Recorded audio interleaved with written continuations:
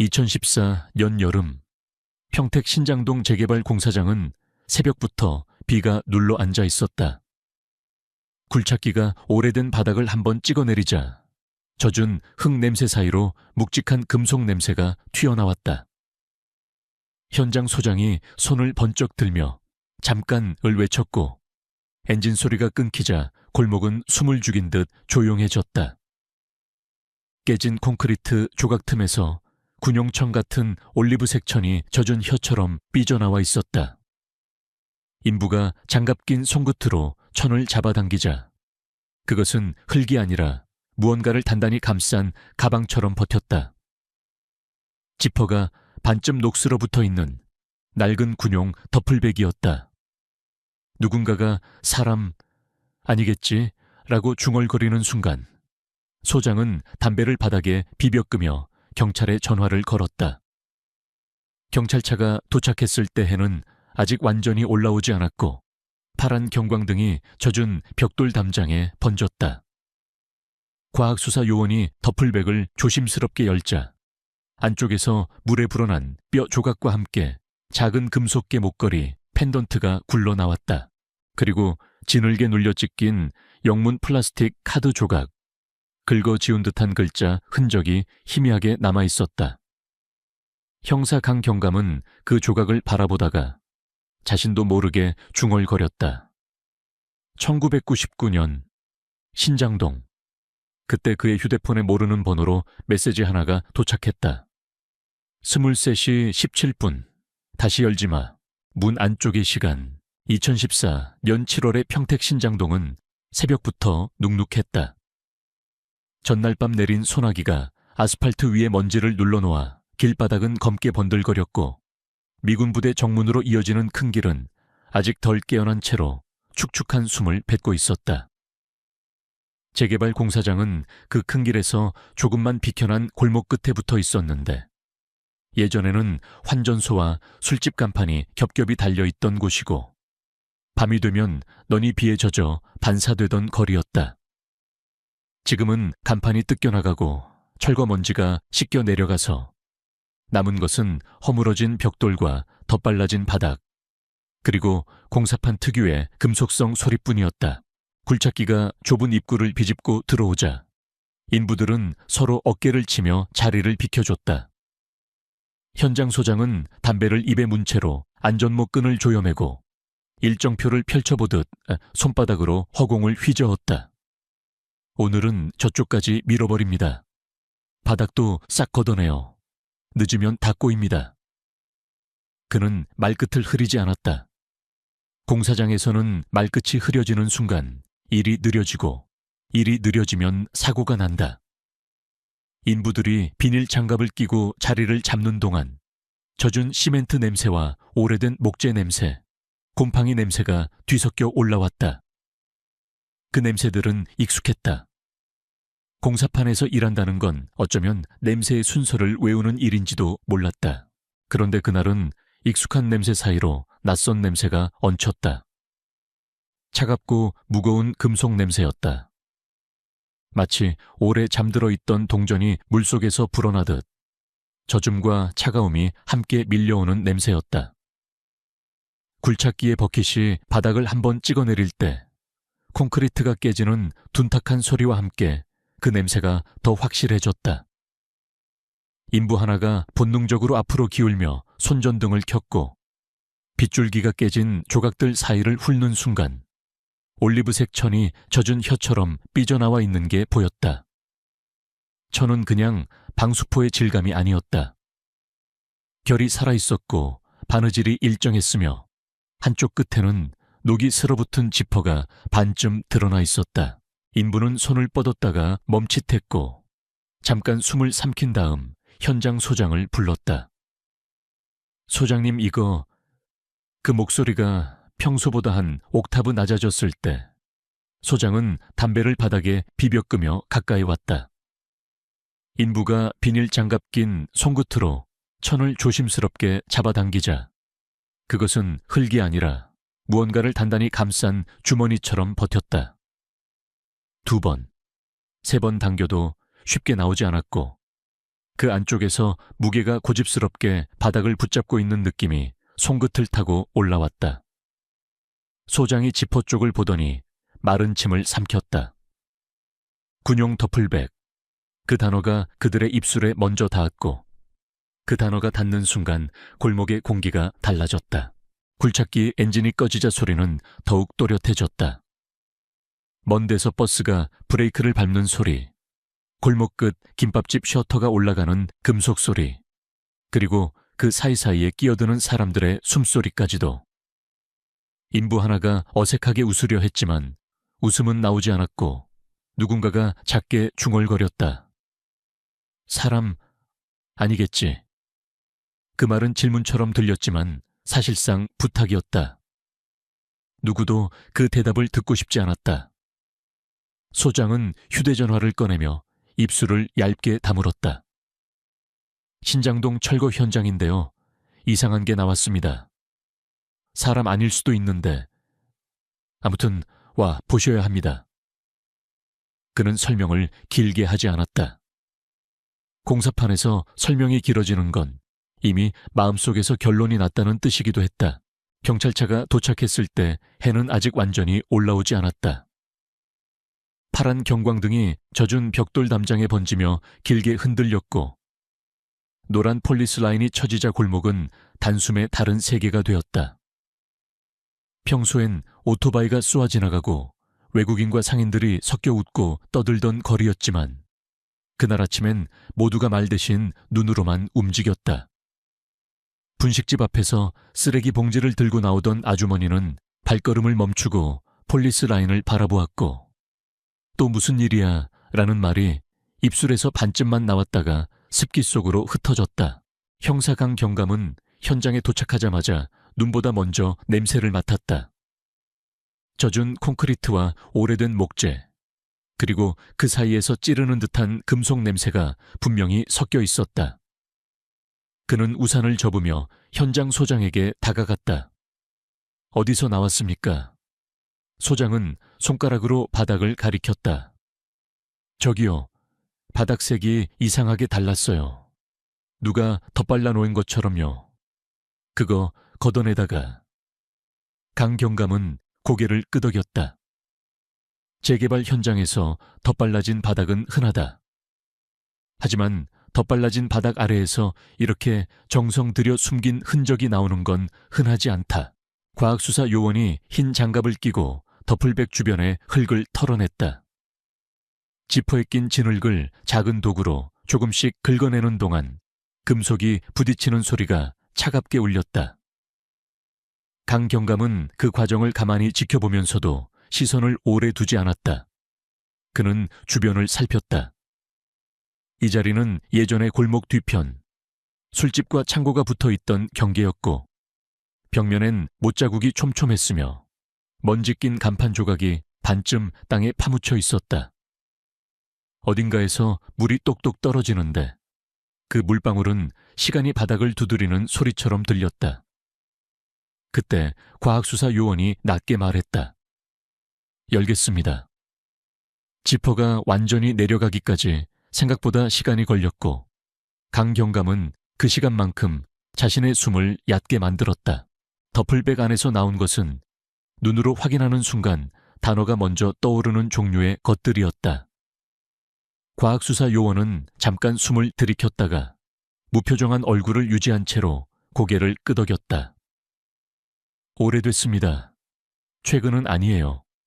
최소 10년 이상. 10년 이상이라는 말은 이미 끝났다는 뜻이 아니라 너무 오래 묻혀 있었던 이야기가 이제야 표면으로 올라왔다는 뜻이었다. 요원은 내용물을 조심스럽게 봉투에 옮겨 담으며 함께 나온 작은 소지품들을 따로 분류했다. 진흙이 잔뜩 묻은 금속 펜던트가 하나 있었는데 개 얼굴을 형상화한 싸구려 장식이었다. 이 동네 기념품 가게에서 흔히 팔던 것, 밤에 술집 앞에서 누군가 장난스럽게 달아주곤 하던 것, 그래서 오히려 더 오래 남는 물건이었다. 그 다음으로 나온 것은 플라스틱 카드 조각이었다. 영문이 희미하게 남아 있었고 일부는 긁어낸 흔적처럼 까끌했다. 강경감은 그 조각을 보는 순간 목덜미가 서늘해지는 느낌을 받았다. 어떤 기억은 눈으로 보기 전에 몸이 먼저 알아챈다. 그는 질문을 삼키고 요원의 손끝을 바라봤다. 이거 뭐로 보입니까? 요원은 잠시 고민하다가 말했다. 정확히는 모르겠지만 출입카드 같은 종류일 가능성이 큽니다. 일부러 긁어낸 흔적이 있고요. 강경감은 고개를 아주 천천히 끄덕였다. 일부러라는 단어 하나로 이것이 사고가 아니라 선택이라는 사실이 선명해졌다. 현장 정리가 시작되자 사람들의 수군거림이 점점 커졌다. 신장동, 미군 부대, 재개발, 그리고 여자. 단어들이 습기처럼 서로 들러붙어 골목을 떠돌았다. 누군가는 오래된 소문을 꺼냈고 누군가는 소문을 새로 만들었다. 강경감은 폴리스라인 바깥에 잠깐 서서 그 소리를 들었다. 사건은 늘 이렇게 시작한다. 사실보다 말이 먼저 돌고 말이 사실을 덮는다. 그때 그의 휴대폰이 짧게 울렸다. 모르는 번호였다. 화면에는 문자가 한 줄 떠 있었다. 23시 17분 다시 열지마. 강경감은 본능적으로 휴대폰을 더 세게 쥐었다. 23시 17분이라는 숫자가 왜 이렇게 선명하게 박히는지 그 자신도 설명할 수 없었다. 다만 그 숫자는 지금의 시간이 아니라 누군가가 숨겨둔 어떤 날의 시간처럼 느껴졌다. 그는 화면을 끄지 못한 채 잠깐 서 있었고 그 사이 비는 약해졌지만 공기는 여전히 눅눅했다. 이 동네의 습기는 피부에 붙는 게 아니라 사람의 말을 붙잡는 습기였다. 강경감은 과학수사 요원에게 짧게 말했다. 소지품 전부 별도로 봉인하고 카드 조각은 바로 감식 올려주세요. 긁힌 부분 확대해서요. 그는 지시를 내리면서도 머릿속으로는 문자의 한 줄을 계속 되뇌었다. 다시 열지 마. 누가 무엇을 왜. 경찰서로 돌아오는 길. 창밖으로 평택의 아침은 평범하게 움직였다. 출근하는 사람들이 버스 정류장에 줄을 섰고 시장 골목에는 야채 상자가 쌓였다. 도시의 리듬은 언제나 계속된다. 다만 그 리듬 한복판에 어떤 날은 과거가 끼어들어 사람의 호흡을 끊는다. 강경감은 차 안에서 한동안 아무 말도 하지 않았다. 조수석에 앉은 후배가 조심스럽게 물었다. 경감님, 혹시 예전 사건이랑 연결될까요? 강경감은 대답 대신 창밖을 더 오래 바라봤다. 연결이라는 말은 너무 가벼웠다. 어떤 연결은 줄이 아니라 올가미처럼 느껴진다. 경찰서에 도착하자 그는 곧장 지하 기록 보관실로 내려갔다. 습한 종이 냄새와 제습기 소리가 섞인 공간, 갈색 박스들이 연도별로 줄지어 서 있었다. 강경감은 손전등을 켜고 선반을 훑었다. 1999년 그의 손이 그 숫자 앞에서 잠깐 멈췄다. 그는 박스를 하나씩 꺼내며 표지를 읽었다. 절도, 폭행, 미제, 그리고 어느 순간 눈에 들어오는 제목이 있었다. 너무 평범해서 오히려 잔인한 제목이었다. 평택 신장동 여성 실종. 강경감은 박스를 조심스럽게 열었다. 낡은 수첩, 실종자 인적사항, 당시 탐문조서, 흐릿한 사진 몇 장이 차례로 나왔다. 사진 속 골목은 지금의 재개발 현장과 닿아 있으면서도 완전히 다른 세계처럼 보였다.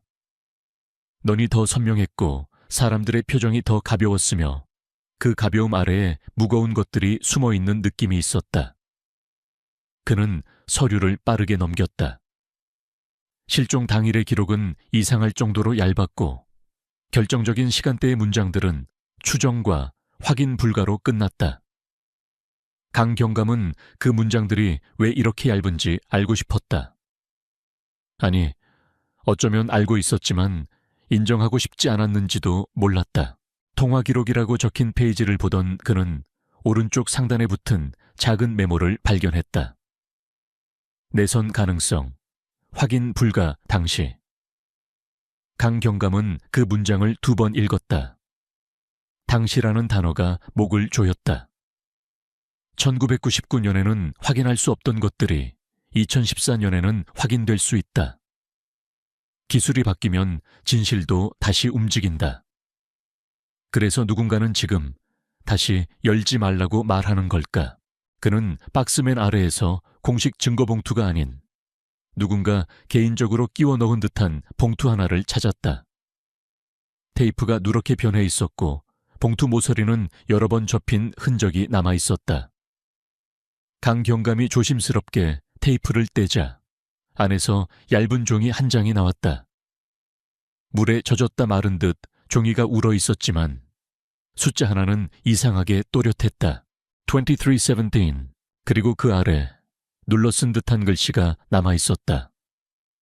급하게 손톱으로라도 남기려는 듯한 힘으로 문 안쪽을 봐 강 경감은 종이를 들고 한동안 움직이지 않았다.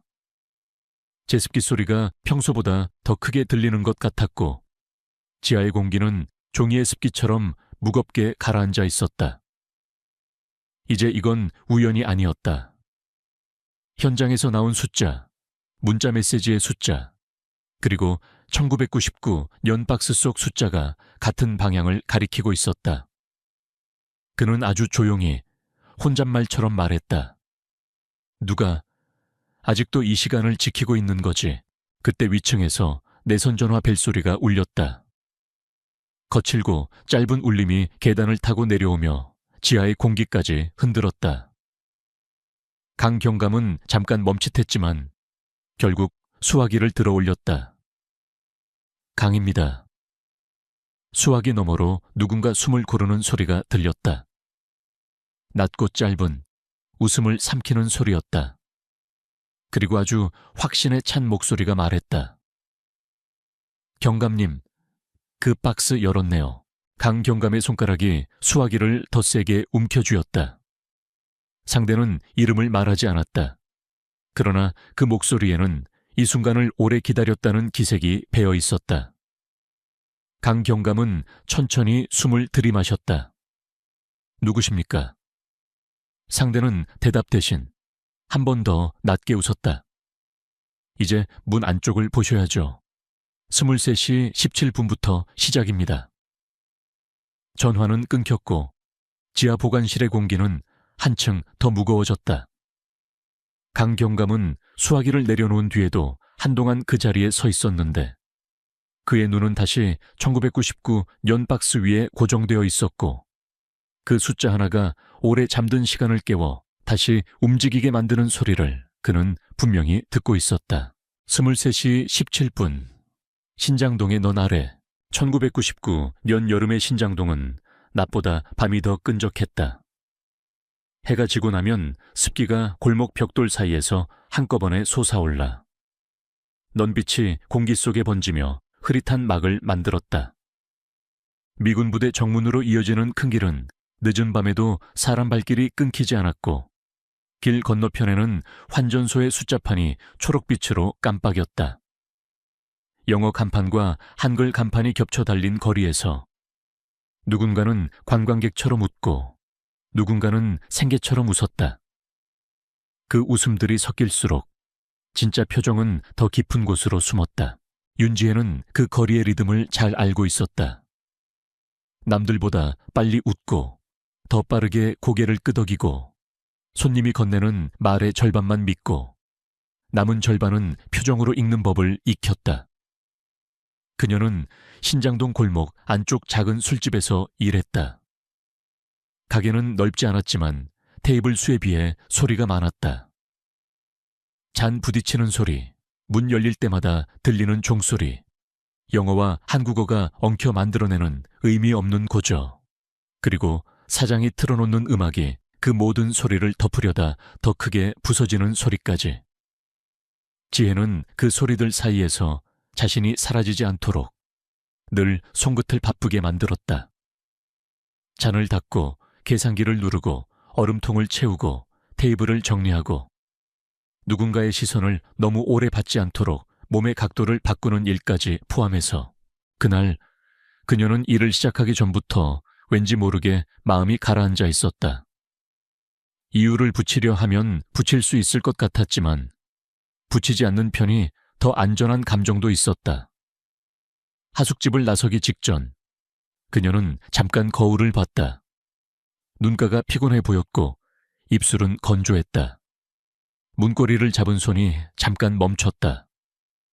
한번 놓으면 다시 잡지 못할 것 같은 예감이 스쳐 지나갔지만 예감은 늘 스쳐 지나갈 뿐이다. 사람은 예감보다 월세와 밥값과 내일의 일을 더 먼저 생각한다. 지혜도 그랬다. 가게에 도착했을 때 사장은 평소보다 말이 적었다. 그는 셔츠 소매를 반듯하게 접어 올리고 카운터 아래쪽 서랍을 열어 무언가를 확인한 뒤 아무 일도 없었다는 듯이 닫았다. 지혜는 그 서랍에 무엇이 들어있는지 오래전부터 알고 있었다. 현금과 영수증, 그리고 그녀가 절대 만지지 않는 열쇠들. 사장은 가끔 지혜에게 친절했지만 친절이란 언제나 경계를 흐린다. 경계가 흐려지는 순간 사람은 어디까지가 자신의 일이고 어디부터가 타인의 비밀인지 구분하지 못한다. 오늘 손님 좀 있어. 사장이 말했다. 목소리는 부드러웠지만 그 부드러움이 오히려 명령처럼 들렸다. 늦게까지 갈 수도 있으니까 뒤쪽 창고 정리 좀 해놔. 박스들, 비닐, 그런 거. 지혜는 짧게 네 라고 답했다.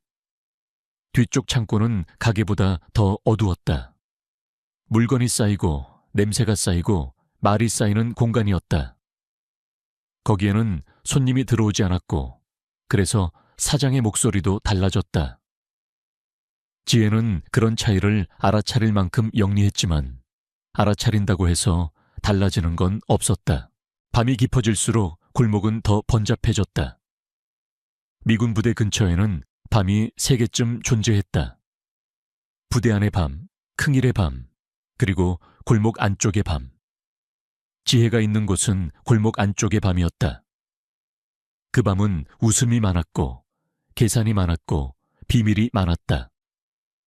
그녀는 잠깐 쉬는 시간에 친구 수진에게 전화를 걸었다. 공중전화였다. 동전이 손바닥에 차갑게 붙는 감각이 싫었지만 그 감각만큼은 현실적이라 오히려 마음을 붙잡아줬다. 수진아, 나 오늘 좀 늦을 것 같아. 지혜가 말했다.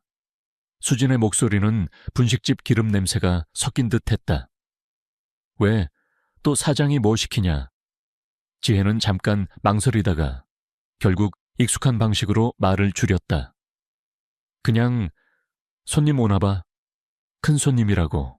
큰 손님이라는 단어는 신장동에서 여러 의미를 가졌다. 지혜는 그 의미들을 다 알지는 못했지만 알면 불편해질 것 같아서 굳이 묻지 않았다. 수진은 잠깐 웃으며 너 요즘 얼굴 안 좋더라. 일만 하지 말고 좀 쉬어 라고 했다. 지혜는 응이라고 답했지만 쉬는 법을 잊은 사람의 응은 습관적일 뿐이다. 전화를 끊고 가게로 돌아오는 순간 그녀는 자신이 방금 한 문장이 나중에 누군가에게 반복될 거라는 사실을 알지 못했다. 사건이 되면 모든 일상은 단서가 되고 단서는 종종 마지막으로 남는 사람의 목소리를 통해서만 살아남는다. 밤 11시가 넘었을 때 가게 문이 열렸다. 종이 울렸고 지혜는 자동처럼 어서 오세요를 꺼냈다. 들어온 사람은 젊은 군인이 아니었다. 머리를 짧게 자른 중년 남자였고 모자를 깊게 눌렀었으며 한 손에는 낡은 가방이 들려 있었다. 그는 가게 안을 둘러보는 시선이 느렸다. 느린 시선은 가끔 더 위험하다. 급한 사람은 흔적을 남기지만 느린 사람은 구조를 외운다. 잠깐 이야기 좀 할 수 있을까요? 남자가 낮게 말했다. 영어가 아닌 한국어였다. 지혜는 사장 쪽을 바라보려 했지만 사장은 마치 준비된 듯이 고개를 끄덕였다. 지혜씨, 뒤쪽 창고에 있는 상자 있지? 그거 좀 가져와. 사장의 목소리는 평소보다 낮았고 가게 음악이 갑자기 너무 크게 들리는 것 같았다. 지혜는 억지로 미소를 만들었다. 잠시만요. 그녀는 카운터 뒤를 돌아 뒤쪽 문으로 향했다. 문은 가게 뒤편으로 이어졌고 그 문을 통과하면 공기가 달라졌다. 앞쪽의 공기가 술과 향수와 웃음으로 가득하다면 뒤쪽의 공기는 젖은 시멘트와 세제와 오래된 종이 냄새가 섞여 있었다.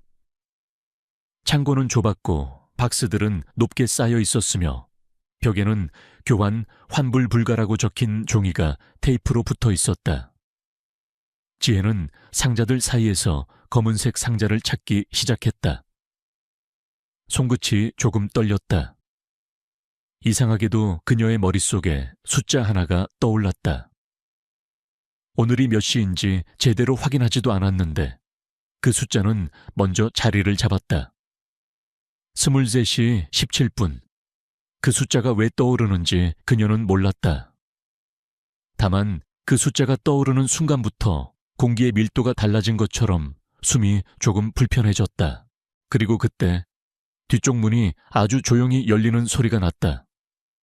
바람 소리도 아니고 사람의 급한 움직임도 아닌 문이 스스로 열리는 듯한 조용함이었다. 지혜는 숨을 멈추고 돌아봤다. 문틈 사이로 누군가의 그림자가 들어오며 창고가 더 어두워졌다. 그녀는 사장일 거라고 생각하려 했지만 사장은 앞쪽에 있어야 했다. 그녀는 그 사실을 입 안에서 굴리다 결국 입 밖으로 내지 못했다. 사장님? 지혜가 물었다. 목소리는 생각보다 작게 나왔다. 대답 대신 누군가가 문을 완전히 닫았다. 그리고 잠금 장치가 걸리는 소리가 났다. 찰칵 하는 그 소리는 다른 어떤 소리보다 확실했다. 문이 닫히는 소리는 일상에서도 흔하지만 잠기는 소리는 항상 의미를 갖는다. 잠기는 소리는 선택이고 선택은 책임을 남긴다. 지혜는 뒤로 한 발 물러서려 했지만 상자들이 발목을 막았다. 그녀는 본능적으로 주변을 더듬었다. 손에 잡히는 건 플라스틱 포장재, 종이, 그리고 박스 테이프였다. 그 모든 것들은 손가락을 미끄럽게 만들 뿐이었다. 그녀는 문 쪽을 바라봤다. 문 너머에는 가게의 소음이 희미하게 들렸다. 웃음과 음악과 잔 부딪히는 소리. 그 소리는 그녀를 구해줄 것 같지 않았다. 소리는 언제나 멀다. 가까운 건 숨소리였다. 아주 가까운 곳에서 누군가가 숨을 고르고 있었다. 그 순간 창고 안쪽 벽에 붙어있던 작은 전화기가 울렸다. 가게에서 쓰는 일반 전화와 달리 뒤쪽에는 내선처럼 연결된 보조선이 하나 있었다. 사장이 설치했다고만 들었다. 지혜는 그 전화가 울릴 때마다 이상하게 마음이 불편했다. 이건 밖으로 나가는 전화가 아니라 안에서만 움직이는 전화였기 때문이다. 벨이 2번 울리고 3번째 울릴 때 지혜는 반사적으로 수화기를 들었다. 수화기 너머로 들리는 숨소리는 낮고 짧았고 마치 같은 건물 안에서 걸어온 것처럼 가까웠다. 지혜씨. 익숙한 목소리였다. 사장 목소리였다.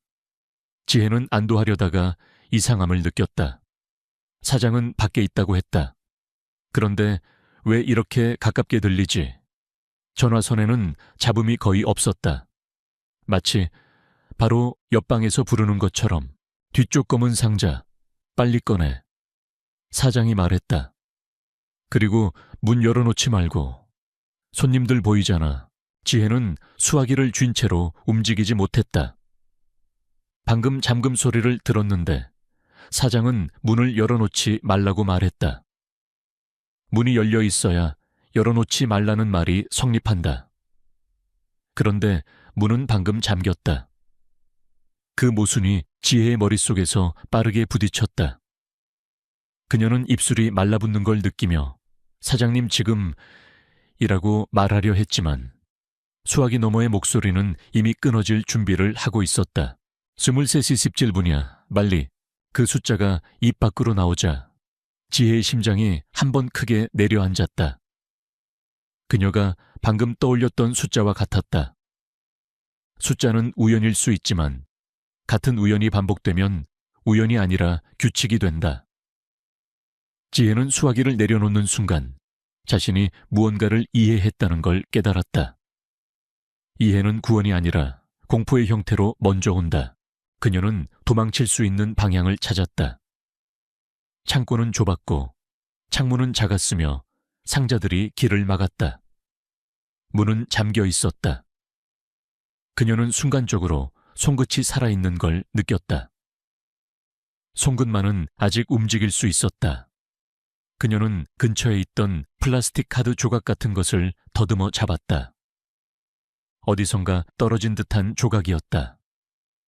매끈하지만 한쪽이 거칠었고 표면에는 긁힌 자국이 있었다. 지혜는 그 조각의 뒷면을 손톱으로 긁기 시작했다. 완벽한 글자는 될 수 없다는 걸 알면서도 그녀는 적어도 의미만은 남기고 싶었다. 손톱이 플라스틱을 긁는 소리는 자꾸 서툴렀지만 그 소리만큼은 그녀의 의지가 살아있다는 증거였다. 그녀는 숨을 거의 쉬지 않았다. 숨을 쉬는 순간 울음이 섞일까봐, 울음이 섞이는 순간 목소리가 새어나갈까봐, 목소리가 새어나가면 그들이 더 빨리 움직일까봐 문 너머에서 누군가의 발소리가 가까워졌다. 발소리는 급하지 않았다. 급하지 않은 발소리는 확신을 가진 사람의 발소리다. 지혜는 마지막으로 문 쪽을 바라봤다. 그리고 문 너머에서 누군가가 아주 조용히, 마치 이미 알고 있었다는 듯이 말했다. 지혜씨, 거기 있었네. 그 목소리가 끝나기 전에 창고 안의 공기는 더 무거워졌다. 무거움은 손목을 잡고 발목을 붙들고 생각을 늦게 만들었다. 지혜는 그 무거움 속에서도 손톱을 한 번 더 움직였다. 마지막 한 번.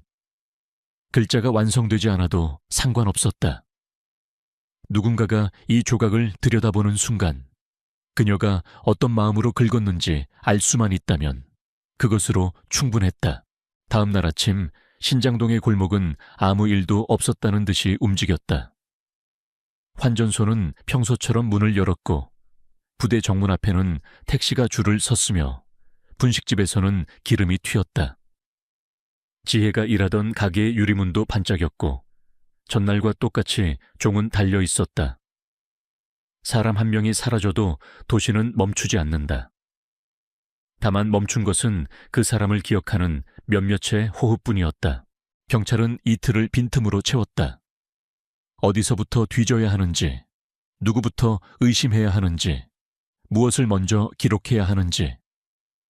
1999년의 수사는 지금처럼 선명한 영상과 GPS로 움직이지 않았다. 말과 종이와 발바닥이 단서였다.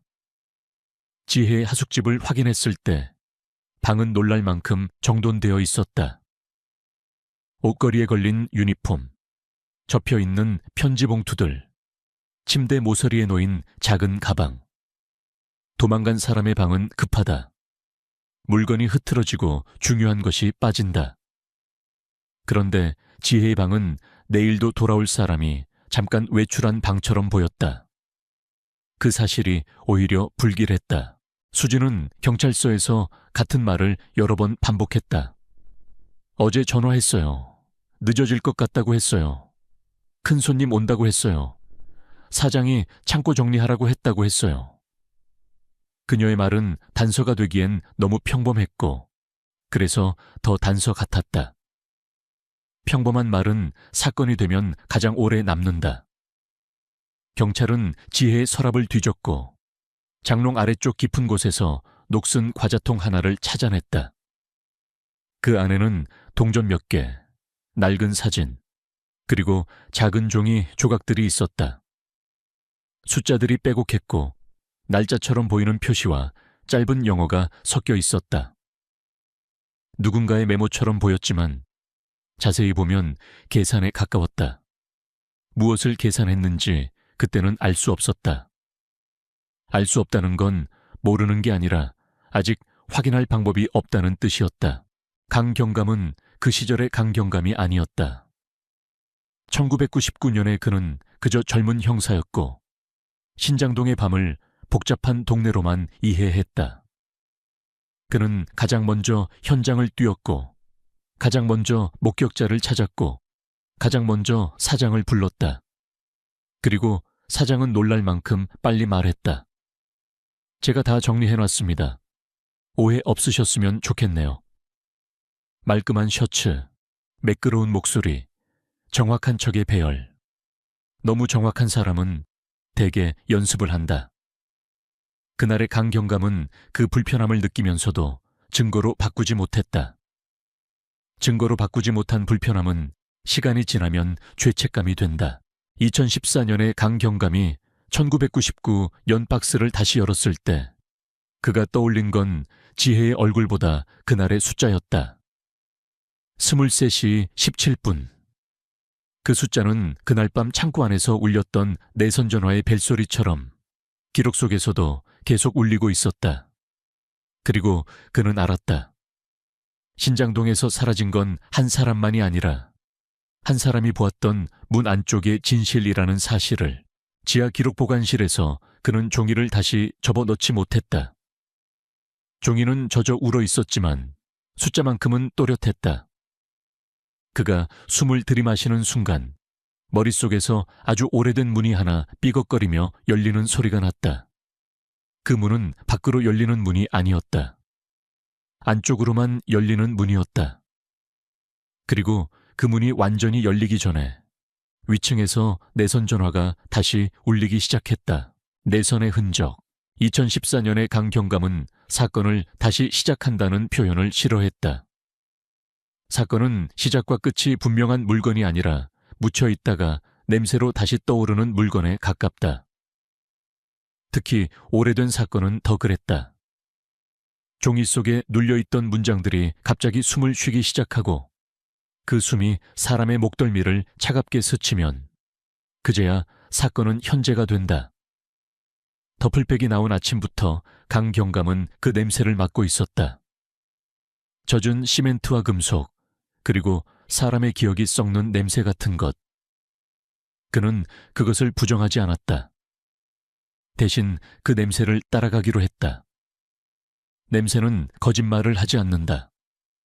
숨기는 사람은 냄새까지 계산하지 못하는 경우가 많다. 지하 기록 보관실에서 올라오자마자 그는 통신팀과 감식팀을 동시에 불렀다.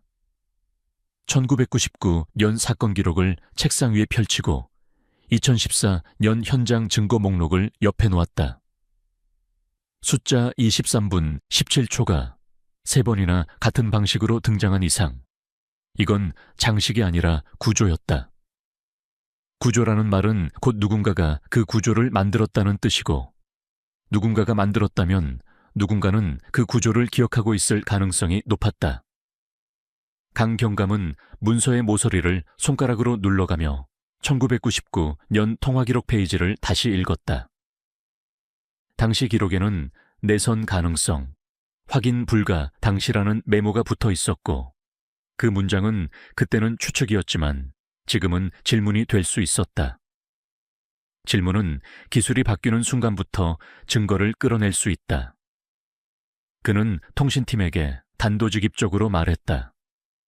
1999년 그 골목, 그 가게. 그 시절 교황이 구조까지 확인 가능해요.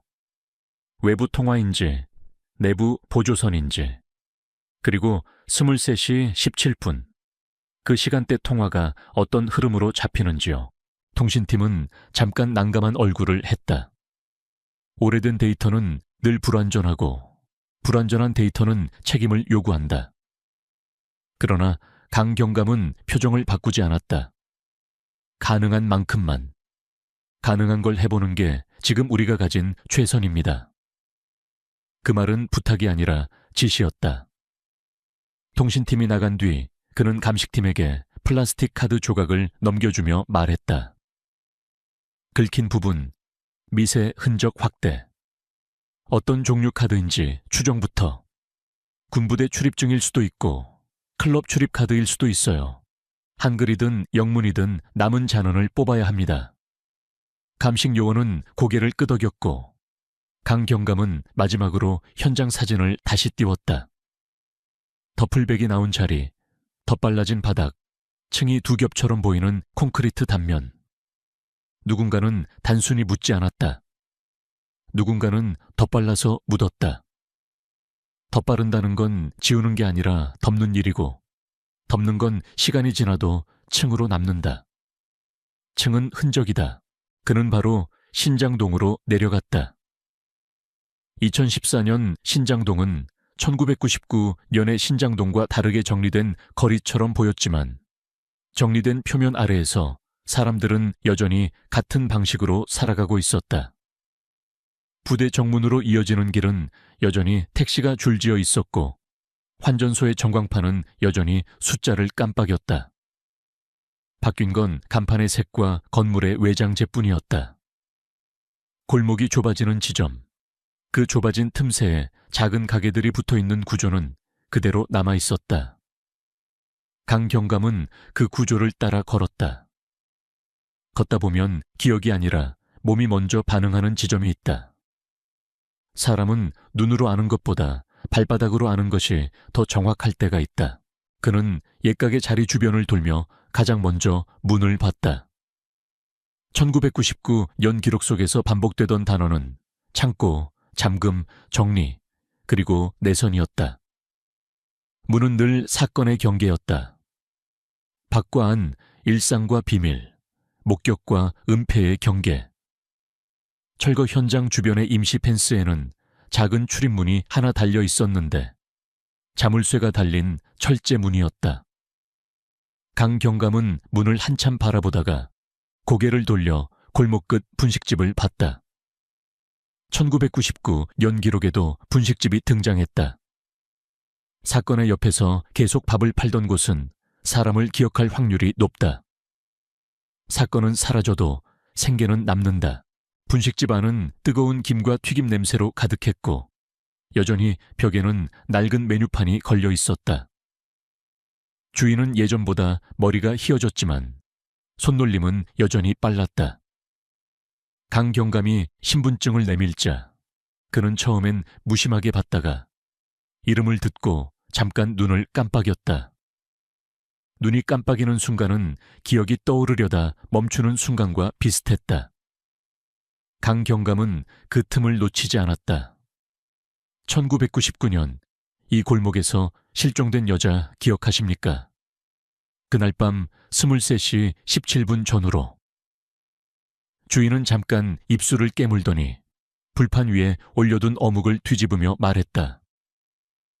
형사님, 그때도 왔었죠. 근데 그게 벌써 그렇게 됐나? 그의 목소리는 확신이 아니라 피로에 가까웠다. 오래된 사건이 남기는 건 사실보다 피로다. 사람들은 사건을 잊는 게 아니라 기억하는 데 지쳐서 모른 척한다. 강 경감은 강하게 밀어붙이지 않고 대신 아주 구체적으로 물었다. 그날 밤 골목에서 이상한 소리나 트럭이나 문 닫히는 소리 같은 거 하나만이라도. 주인은 손을 멈추고 고개를 약간 기울였다. 문 닫히는 소리는 늘 있었어요. 근데 그날은 좀 똑같은 문이 2번 닫힌 느낌이었달까. 탕 하고 한 번, 그리고 한참 있다가 또 탕. 그는 자기 말이 이상하다는 걸 알고 있다는 듯 민망하게 웃었다가 웃음을 지웠다. 그리고 전화벨. 그때는 공중전화도 많았잖아요. 근데 그 전화벨이 가게 안에서 울리는 소리였어요. 밖에서 울리는 소리가 아니라 벽 안쪽에서 울리는 소리. 강 경감의 목덜미가 다시 차가워졌다. 벽 안쪽, 문 안쪽, 같은 결의 표현이었다. 그는 분식집을 나와 골목을 더 깊게 걸었다. 시장처럼 사람이 몰리는 곳이 아니라 조금만 들어가면 갑자기 조용해지는 틈새가 있었다. 그 틈새에는 오래된 수선집과 철물점이 남아 있었고 그 옆으로는 새로 들어선 편의점이 넌을 뿜고 있었다.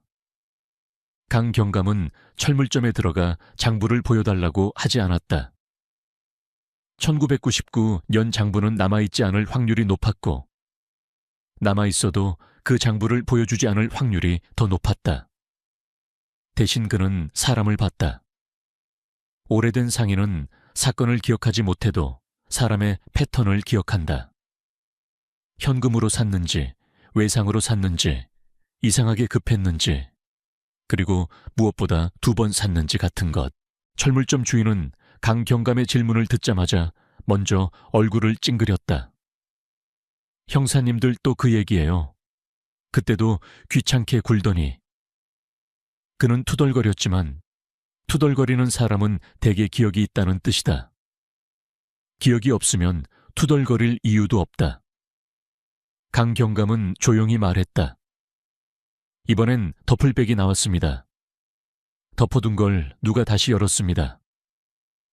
주인의 표정이 아주 미세하게 굳었다. 열었다는 말이 강하게 박혔다. 그는 잠깐 말을 삼키더니 계산대 아래에서 종이 한 장을 꺼내는 척했다가 멈췄다. 그 멈춤이 더 중요했다. 꺼낼 게 있다는 뜻이었기 때문이다. 주인은 낮게 말했다. 그때 시멘트랑 방수제, 그리고 철근 자르는 날, 그런 거 묶어서 샀던 사람이 있었어요. 근데 그게 한 번이 아니었어. 며칠 강역으로 2번 왔지. 강경감은 바로 묻지 않았다. 누구부터 묻는 건 상대를 방어하게 만들기 쉽다. 대신 왜를 물었다. 왜 2번 왔습니까?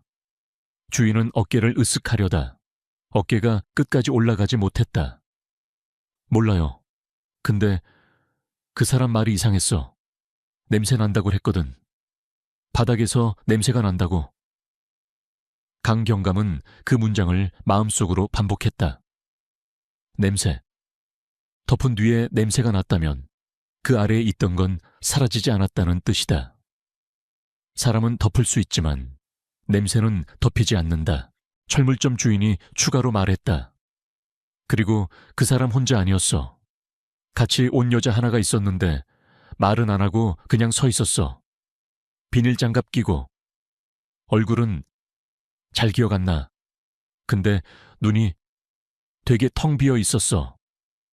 강경감은 그 순간 1999년 기록 속에서 사라진 여성과 함께 등장했다가 흐려지던 조력자들의 얼굴이 겹쳐졌다. 사건은 대개 한 사람의 아기로 굴러가지 않는다. 한 사람의 아기가 움직이려면 그 아기를 돕는 두려움과 생활이 옆에서 같이 굴러준다. 두려움은 침묵을 만들고 침묵은 사건을 오래 살게 한다. 강경감은 철물점 주인에게서 더 이상 끌어내지 않았다. 지금은 조각 하나면 충분했다. 그는 경찰서로 돌아오자마자 후배들에게 지시했다. 1999년 사건의 관계인 중 가게 주변에서 일했던 사람들, 당시 업주, 직원, 근처 점포의 종업원, 그리고 특히 여자로 등장하는 모든 인물들을 다시 리스트로 올리라고. 그때는 주변 인물로 분류된 사람들부터 강경감은 말했다. 이번엔 중심으로 봅니다. 문 안쪽은 늘 안쪽 사람에게서 열립니다. 그날 오후 통신팀에서 연락이 왔다. 강경감은 보고서를 받기 전에 이상하게 손끝부터 굳어지는 걸 느꼈다. 예감은 증거가 아니지만 예감이 증거를 만나는 순간은 늘 이런 식이었다. 통신팀은 조심스럽게 말했다. 경감님, 1999년 그 지역은 교황이 방식이 지금이랑 달라서 100% 확정은 어렵습니다. 다만 가게 대표 번호에서 수신된 통화 중에 내부 보조선으로 연결된 흔적이 있습니다. 당시 기록에는 남지 않았을 방식인데 교황이 로그가 일부 남아 있어요. 강경감은 숨을 들이켰다. 시간은 통신팀이 숫자를 읽었다. 23시 17분 전후로 아주 짧은 통화가 있어요. 20초 남짓. 발신이 외부가 아니라 같은 건물 내 보조선일 가능성이 높습니다. 강 경감은 보고서의 종이를 손가락으로 눌렀다. 외부에서 걸린 전화가 아니라 안에서 안으로 걸린 전화. 그날 창고의 문이 잠겼다는 사실, 그리고 누군가가 내 손으로 지혜를 움직였다는 가정이 이제 가정이 아니라 가능성 높은 구조가 되었다. 그는 바로 감식팀에 전화를 걸었다. 카드 조각, 뭐 나왔습니까? 감식팀의 목소리는 짧고 건조했다. 군부대 출입증은 아닙니다. 재질이 다르고 코팅 방식이 다릅니다. 대신 유흥업소 멤버십 카드나 출입 확인 카드로 쓰이는 종류와 유사합니다. 그리고 긁힌 부분에 남아있는 잔흔이 숫자일 가능성이 큽니다. 강 경감은 즉시 말했다. 숫자 혹시 2317입니까? 감식 요원이 잠깐 정적을 만들더니 마치 미안한 듯 말했다. 아직 확정은 아닙니다만 배열이 그쪽으로 보입니다. 그때였다. 후배 형사가 문을 벌컥 열고 들어왔다. 숨이 찬 얼굴이었다. 경감님, 현장 쪽에서 추가로 나온 게 있습니다. 더플백 주변 콘크리트 파편 사이에서 작은 메모리칩 같은 게 나왔어요. 강 경감의 눈이 즉시 달라졌다. 어디 것 같아? 후배는 봉투를 내밀며 말했다. 휴대전화용 옛날 타입이요. 마이크로 SD는 아니고 더 옛날. 강 경감은 봉투를 받아들고 칩을 바라봤다. 칩은 지늘게 눌려 있었고 금속 접점 부분이 일부 부식돼 있었다. 하지만 형태는 분명했다. 누군가는 정보를 저장하는 물건을 더플백과 함께 묻었다. 그건 우연이 아니다. 누군가는 열리길 바랐거나 혹은 열리면 끝난다고 믿었을 것이다. 강 경감은 봉투를 들고 한동안 움직이지 않았다. 오래된 사건에 디지털 조각이 끼어드는 순간 사건은 다시 달라진다. 종이의 시대에는 단서가 사람의 입과 발에 의존하지만 칩의 시대에는 단서가 물질로 남는다. 물질은 기억보다 정직하다. 그는 후배에게 짧게 지시했다. 복구 가능한지 바로 확인. 전문 복구 업체랑도 동시에. 시간이랑 돈 아끼지 마. 이건 그때 못했던 걸 지금 하는 거야. 그날 밤 강 경감은 혼자 책상에 앉아 1999 년 박스와 2014 년 봉투들을 번갈아 보았다. 사건의 조각들이 서로를 끌어당기며 하나의 그림을 만들고 있었다. 더플백, 덧발라진 바닥, 내선 23분 17초, 그리고 카드 조각과 칩. 그런데 그림이 완성될수록 그 그림이 말하는 결론은 더 단순해졌다. 누군가는 그날 밤 지혜를 창고로 보내기 위해 안쪽에 전화를 썼고, 누군가는 문을 잠갔으며, 누군가는 그 뒤에 바닥을 덧발랐고, 누군가는 15년이 지나 다시 그것을 열게 만들었다. 그 모든 누군가는 한 사람일 수도 있고 여러 사람일 수도 있다. 그러나 한 가지는 분명했다. 이 사건에서 가장 중요한 건 밖에서 들어온 위협이 아니라 안쪽에 있던 사람들이었다. 강 경감이 그 생각에 도달한 순간 휴대폰이 울렸다. 또 모르는 번호였다. 그는 이번에는 망설이지 않고 받았다. 강입니다. 수화기 너머의 목소리는 낮고 매끄러웠다. 낮고 매끄러운 목소리는 불필요한 감정을 줄이고 대신 계산을 늘린다. 그 목소리는 말했다. 경감님, 그렇게 오래된 걸 건드리면 손이 더러워집니다. 강 경감은 대답하지 않았다. 상대는 그의 침묵을 기다리는 사람이었다. 기다리는 사람은 이미 주도권을 잡았다고 믿는다. 상대는 말을 이어갔다. 23시 17분. 그 시간에 누가 안에서 전화를 했는지 찾고 있죠. 근데 경감님, 전화만 찾으면 끝인 줄 압니까? 문 안쪽에는 전화보다 더 안쪽이 있어요. 강 경감의 손가락이 책상 모서리를 더 강하게 눌렀다. 누구냐? 상대는 짧게 웃었다. 누구인지는 중요하지 않아요. 중요한 건 경감님이 이미 열었다는 거죠. 열었으니 이제 다치지 않습니다. 그 말이 끝나자마자 전화는 끊겼고 동시에 감식팀에서 메시지가 들어왔다. 메모리 칩 1차 복구 가능. 일부 파일명 확인. 강 경감은 화면을 눌러 파일명 목록을 열었다. 목록은 깨진 문자들로 시작했지만 중간에 유독 또렷한 폴더명이 하나 있었다. inside_2317. 강 경감은 숨을 들이마셨다. 그 폴더명은 경고가 아니라 초대처럼 보였다. 안쪽 23시 17분. 누군가는 15년 동안 안쪽을 그대로 저장해 두었다. 그리고 지금 그 안쪽이 열린다. inside_2317. 복구실의 불빛은 밤이 되면 더 차갑게 느껴졌다. 낮에는 그냥 밝은 형광등이지만 새벽에 가까워질수록 그 빛은 사람의 피부에서 온기를 빼앗아 가는 빛이었다. 강 경감은 복구실 문 앞에서 잠깐 멈췄다. 문손잡이를 잡은 손끝이 젖은 것처럼 느껴졌고 그 젖음은 땀인지 습기인지 구분되지 않았다.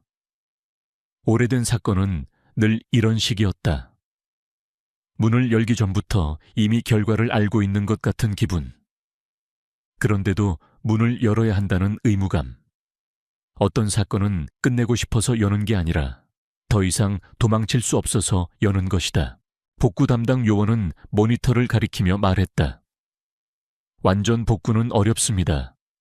파일 일부가 깨졌고 특히 영상 쪽은 프레임이 많이 날아갔어요. 그런데 텍스트와 오디오는 꽤 남아 있습니다. 그리고 파일 생성 날짜가. 요원은 말을 멈췄다가 다시 확인하듯 말했다. 1999년입니다. 정확히는 1999년 7월. 날짜가 기록된 걸로 봐서 그 즈음에 저장됐어요. 강 경감은 고개를 끄덕였다. 저장 날짜가 1999년이라면 이건 나중에 만들어진 조작이 아니라 그때의 공기와 함께 저장된 흔적일 가능성이 높았다. 누군가는 그날 밤을 파일로 남겼다. 남겼다는 건 적어도 한 사람은 그 밤을 밖으로 빼낼 수 있다는 걸 알고 있었다는 뜻이다. 그리고 그 지점이 가장 불길했다. 밖으로 빼낼 수 있는 사람은 안쪽의 구조를 알고 있는 사람이다. 모니터에는 폴더 하나가 열려 있었다. INSID 2_2317. 이름은 너무 노골적이어서 오히려 진짜 같았다. 거짓말을 치는 사람은 대개 더 자연스럽게 숨기려 하고 진실을 숨기는 사람은 대개 너무 노골적인 방식으로 자신만의 암호를 남긴다. 강 경감은 파일 목록을 훑었다. 깨진 문자 사이로 남아있는 제목들이 있었다. call_2317, 노트, 리스트, 그리고 img_처럼 보이는 이미지 파일 몇 개. 가장 먼저 손이 간 건 call_2317이었다. 전화는 이 사건의 문이었다. 문을 열려면 문소리를 들어야 했다. 요원이 오디오를 재생하자 스피커에서 먼저 잡음이 흘렀다. 테이프가 아닌 디지털 잡음. 그러나 오래된 디지털의 잡음은 오히려 더 불쾌하게 선명했다. 그 잡음 사이로 여성의 숨소리가 들렸다. 짧고 얇은 숨. 숨을 크게 쉬지 못하는 사람의 숨. 강 경감은 본능적으로 등을 곧게 세웠다. 이어서 아주 짧은 벨소리가 울렸고 그 다음에는 남자의 목소리가 나왔다. 낮고 가까운 목소리였다. 전화기 너머의 거리감이 거의 없었다. 같은 공간에서 말하는 것처럼, 벽 하나만 사이에 둔 것처럼. 지혜 씨, 여성의 목소리가 아주 작게 네라고 답했다. 그네는 인사도 대답도 아니었다. 살아있기 위해 내뱉는 소리였다. 남자의 목소리가 이어졌다. 지금 23시 17분이야. 뒤쪽으로 가. 검은 상자. 알지? 빨리. 여성은 잠깐 침을 삼키는 소리를 냈다. 그 다음 말은 잘 들리지 않았지만 아주 미세하게 떨렸다. 문이. 그 말이 끝나기 전에 남자의 목소리가 낮게 잘랐다. 문? 신경 쓰지 마. 내가 안에서 볼게. 안에서 볼게. 그 한 문장이 복구실의 공기를 확 바꿨다. 강경감은 눈을 감지 않았다. 눈을 감으면 그 문장이 더 크게 들릴 것 같아서였다. 안에서 볼게. 그건 밖에 있다는 연극을 부수는 문장이 아니라 그 연극이 필요 없을 정도로 권력을 쥔 사람이 내뱉는 문장이었다. 남자는 밖에서 전화를 건 게 아니었다. 안쪽에 있었다. 그리고 그가 안쪽에 있었다면 그날 밤 창고에 들어간 건 지혜 혼자가 아니었다. 오디오는 그 뒤로 잡음이 커지고 끊겼다. 파일이 깨졌는지 아니면 누군가 의도적으로 끊었는지 알 수 없었다. 하지만 강경감에게는 충분했다. 이 한 문장으로 내선 가능성은 더 이상 가능성이 아니었다. 그것은 구조였다. 구조는 곧 범인의 작업 방식이다. 강경감은 고개를 돌려 요원에게 말했다. 이 목소리 비교 가능합니까? 1999년 당시 관련자 음성 자료나 지금 살아있는 사람 음성 확보해서. 요원이 조심스럽게 답했다. 가능은 합니다. 다만 15년 전 음성이라 품질이. 강경감은 말을 잘랐다. 품질 문제가 아니라 의지 문제예요. 확보합니다. 그는 다음 파일을 열었다. 노트는 텍스트 조각이었다. 내용은 군데군데 깨져 있었지만 반복되는 단어들이 있었다. 박스, 페이지, 캐시, 인사이드, 그리고 2317. 숫자와 영어가 섞인 메모는 장부처럼 보이면서도 장부가 아니었다. 장부라기엔 감정이 섞여 있었다. Don't open again. If opened, move. 누군가가 스스로에게 남긴 지침처럼 보였다. 그리고 마지막 줄이 비교적 또렷했다. Mira knows. 강경감의 눈이 가늘어졌다. 미라. 1999년 사건 기록 속에도 비슷한 이름이 있었지만 지역이 달랐다. 이름은 흔할 수 있다. 그러나 사건은 흔한 이름을 2번 쓰지 않는다. 강경감은 곧장 1999년 평택 신장동 사건 기록을 다시 펼쳤다. 참고인 목록, 종업원 목록, 주변인 탐문. 거기에는 윤지혜와 수진 같은 이름 외에도 당시 함께 일했던 직원 이름이 몇 명 적혀 있었다. 그는 손가락으로 줄을 따라가다 멈췄다. 김이라 감형 가능성. 당시 기록에는 감형 가능성이라는 메모가 붙어 있었다. 야간업소는 늘 이름이 바뀐다. 이름이 바뀌는 곳에서는 사람이 더 쉽게 사라진다. 강경감은 숨을 들이켰다. 1999년의 강경감은 그 메모를 귀찮음으로 넘겼을 가능성이 컸다. 그때는 감형이 흔했고 흔한 건 우선순위가 아니었다. 하지만 지금은 달랐다. 감형은 흔적을 끊는 도구다. 흔적을 끊는 도구를 쓴 사람은 흔적이 남는 걸 두려워한 사람이다. 복구실에서 마지막으로 이미지 파일 하나를 열었을 때 모니터에 흐릿한 사진이 떴다. 처음엔 색이 깨진 노이즈처럼 보였는데 몇 초 지나자 형태가 잡혔다. 넌이 번진 골목, 좁은 출입문, 그리고 문 옆에 붙은 작은 안내문. 스태프 온리. 그 아래로 손때가 묻은 번호키. 사진의 오른쪽 하단에는 시간 표시가 있었다. 1999년 7월 19일 23시 16분. 그리고 다음 사진은 같은 각도에서 찍혔지만 문이 조금 열려 있었다. 시간은 23시 17분. 어둠의 틈 사이로 누군가의 손이 보였다. 손끝에 비닐 장갑이 끼워져 있었고 손목에는 얇은 팔찌 같은 게 반짝였다. 그 반짝임이 이상하게 눈에 박혔다. 값비싼 반지가 아니라 싸구려 장신구의 반짝임. 흔해서 기억에 남지 않는 것. 그런데 그런 것이 사진 속에서는 유독 선명했다. 강경감은 그 손목을 한참 바라봤다. 그리고 불현듯 떠올랐다. 2014년 더플백에서 나온 펜던트. 싸구려계 얼굴 장식.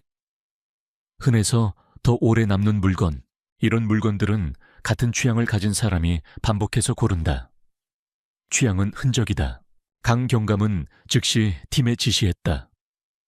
1999년 신장동 일대 업소 종업원 중 미라로 불렸던 사람 전수 재확인. 당시 주민등록 확인 안 된 참고인들부터. 그리고 지금 신장동 일대에서 동일한 별명으로 활동했던 이력도 찾아. 후배가 지금은 업소도 바뀌고 라고 말하려 하자 강경감은 눈을 떼지 않은 채 짧게 말했다. 업소는 바뀌어도 사람은 같은 골목으로 돌아옵니다. 특히 도망친 사람은 더. 그날 밤 경찰은 과거 업소 등록 자료와 세무 자료, 민원 기록, 임대차 기록을 뒤집기 시작했다. 15년 전의 신장동은 공식 기록이 부족한 대신 돈이 움직인 자리에 작은 종이들이 남아 있었다. 환전소 거래 기록, 임대료 납부, 통신 가입자 정보, 심지어 전단지 광고 업체의 주문장까지. 강경감은 그 모든 걸 문이라고 생각했다. 문이 많아지면 언젠가 하나는 열린다. 새벽 1시를 넘기고 후배 형사가 급하게 들어왔다. 경감님, 미라로 불렸던 사람 추정되는 인물 하나 찾았습니다. 2003년쯤 신장동에서 갑자기 사라졌다가 2007년에 다시 나타난 기록이 있고요. 2010년 이후에는 평택을 떠난 걸로 보입니다. 주소지가 마지막으로 찍힌 곳이 안성 쪽. 강경감은 바로 일어섰다. 지금 가. 후배가 망설이며 말했다. 새벽인데. 강경감은 단호했다. 이 사건은 새벽에 움직입니다. 23시 17분부터 시작한 사건이니까 안성의 외곽은 도시보다 더 조용했다. 조용함은 평화를 뜻하기도 하지만 때로는 숨기는 데 성공했다는 뜻이기도 하다. 경찰차가 좁은 골목으로 들어서자 가로등 불빛이 축축한 담벼락 위에서 흔들렸다. 주소지로 찍힌 곳은 낡은 다가구 주택이었고 복도는 오래된 김치 냄새와 세제 냄새가 섞여 있었다. 문 앞에 서자 강경감은 숨을 고르고 초인종을 눌렀다. 안에서 발소리가 들렸다. 천천히, 아주 천천히. 문이 조금 열리더니 얼굴 하나가 틈 사이로 보였다. 중년 여성이었다. 머리는 묶었고 손톱은 짧았으며 눈은 피곤했지만 어딘가 단단했다. 강경감이 신분을 밝히기도 전에 여자는 낮게 말했다. 그거 23시 17분 맞죠? 질문이 아니라 확인이었다. 강경감의 등이 순간적으로 굳었다. 그는 차분하게 말했다. 김미라 씨 맞습니까? 여자는 입술을 한번 깨물고 문을 더 열었다. 들어오세요. 여기서 말하면 이웃들 귀가 쫑긋해져요. 집 안은 깔끔했지만 깔끔함이 편안함을 주지 않았다.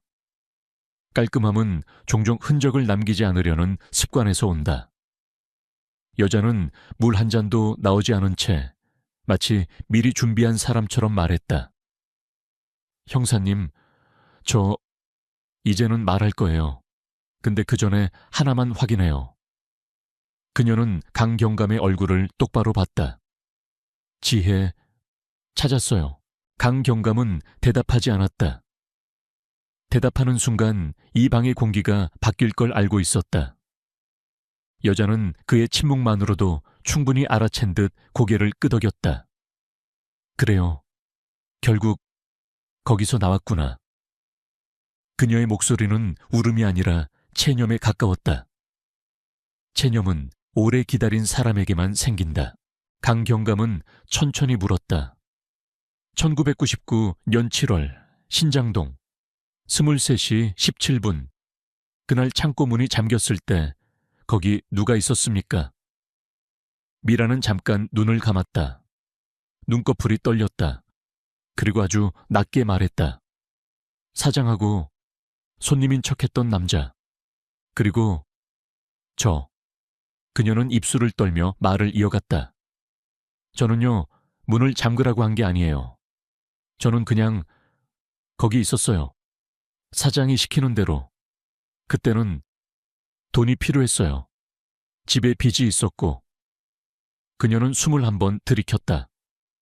근데 문이 잠길 때 지혜가 저를 봤어요. 그 눈이 아직도 잊히질 않아요. 강경감은 복구된 사진 속 비닐장갑 낀 손을 떠올렸다. 그 손목, 팔찌. 당신 겁니까? 미라의 눈이 순간적으로 흔들렸다. 그녀는 고개를 아주 작게 끄덕였다. 그때 싸구려였어요. 근데 그 싸구려가 제 죄를 더 잘 기억하네요. 그녀가 웃으려 했지만 웃음은 실패했고 대신 목소리가 갈라졌다. 강경감은 핵심으로 들어갔다. 내선 전화. 누가 했습니까? 미라는 고개를 숙인 채 말했다. 사장이요. 사무실 쪽에서 저한테는 가게 앞을 보라고 했고 지혜를 창고로 보내라고. 강경감의 손이 주먹처럼 굳어졌다. 이제 구조가 완성되고 있었다. 그리고 그 남자. 누굽니까? 미라는 잠깐 망설였다. 망설임은 그 사람이 아직 두렵다는 뜻이다. 그녀는 결국 말했다. 이름은 몰라요. 근데 사람들이 마이클이라고 불렀어요. 진짜 이름인지 별명인지 모르겠어요. 사장이랑 같이 다니는 사람. 영어를 잘했어요. 그래서 손님들이 믿었어요. 강경감은 입술을 굳게 다물었다. 마이클이라는 별명은 신장동에서 흔했을 수도 있다. 하지만 복구 폴더명 INSID, 이 언더스코어, 이 317은 흔하지 않았다. 누군가는 영어를 썼고 누군가는 그 영어로 안쪽을 기록했다. 강경감은 밀에게 마지막으로 물었다. 더플백, 누가 묻자고 했습니까? 미라는 숨을 크게 들이켰다가 마치 오래 숨겨둔 말을 토해내듯 말했다. 사장이요. 아니, 사장 혼자만은 아니에요. 그 남자도 있었어요. 그리고 그날 이후에 사장이 저한테 말했어요. 다시 열리면 끝이다. 라고. 그 문장이 끝나자마자 강경감의 휴대폰이 울렸다. 발신자는 후배였다. 목소리가 갈라져 있었다. 경감님, 큰일입니다. 복구 데이터 인사이드 언더스코어 이 317 폴더 안에 또 다른 파일이 있었는데요. 방금 완전 열렸습니다. 영상 일부가 살아났어요. 강경감은 즉시 물었다. 뭐가 보이는데? 후배는 숨을 삼켰다. 창고 아닙니다. 그리고 1999년이 아니라 2007년 날짜가 찍혀 있어요. 누군가가 그 창고를 한 번 더 열었고요. 강경감의 목이 순간적으로 마른 기침처럼 막혔다. 1999년이 끝이 아니었다. 누군가는 2007년에 한 번 더 그 문을 열었다. 그리고 2007년이면 더플백이 묻힌 뒤 8년이 지난 시점이다. 왜 8년 뒤에 다시 열었지? 덮은 사람은 보통 덮고 있는다. 다시 여는 건 잊지 못했거나 지우지 못했거나 혹은 안쪽에 또 다른 것이 있었기 때문이다. 강경감은 자리에서 일어나며 미라를 똑바로 봤다. 2007년에 당신 신장동 다시 갔습니까? 미라의 얼굴이 하얗게 질렸다. 그녀는 고개를 저었다. 아니요. 전 그때 도망쳤어요. 전 다시는 안 갔어요. 그녀의 말은 절박했지만 절박함이 곧 진실은 아니다. 강경감은 더 묻지 않았다. 지금은 질문보다 속도가 필요했다. 그는 문 밖으로 나가며 후배에게 말했다. 복구된 2007년 영상, 지금 바로 나한테 보내. 그리고 그 영상 속에 사람 얼굴 나오면 확대. 누구든, 특히 사장, 그리고 마이클. 차로 돌아오는 길 강경감의 머릿속에서는 한 문장이 계속 울렸다.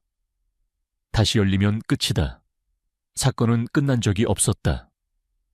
누군가는 15년 동안 끝을 미뤄왔고 누군가는 그 끝을 지금 강제로 끌어오고 있었다. 그리고 강경감은 깨달았다. 지금 자신이 쫓는 건 1999년의 범인이 아니라 1999년을 계속 살려둔 사람일지도 모른다는 걸. 다시 열린 문, 복구실에서 2007년 영상이 열렸다는 연락을 받았을 때 강경감은 이미 알고 있었다. 안쪽은 한번 열리면 그 다음부터는 계속 열린다는 걸.